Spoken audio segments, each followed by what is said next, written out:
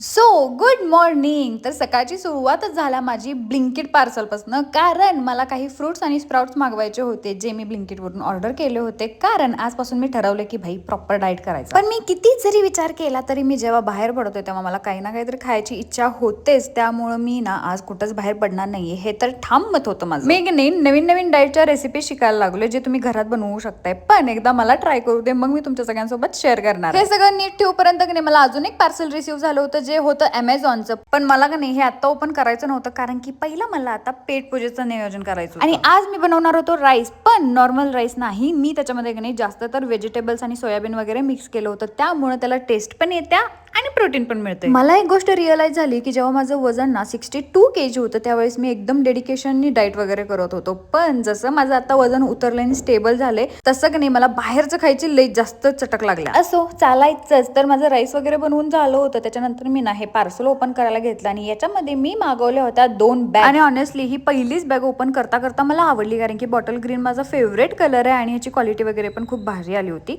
त्याच्यानंतर ही एक ब्लॅक वाली पण मी मागवलेली, कारण की मला ब्लॅक पाहिजे होती. जर तुम्हाला याची लिंक हवी असेल ना तर खाली मी याची लिंक टॅग करते, कारण की माझ्या अकाउंटला स्ट्राईक पडल्यामुळे मी कुणाला ऑटोमॅटिक लिंक सेंड करू शकत नाहीये. सो खाली नक्की एकदा क्लिक करा आणि तुम्हाला लिंक मिळून जाईल.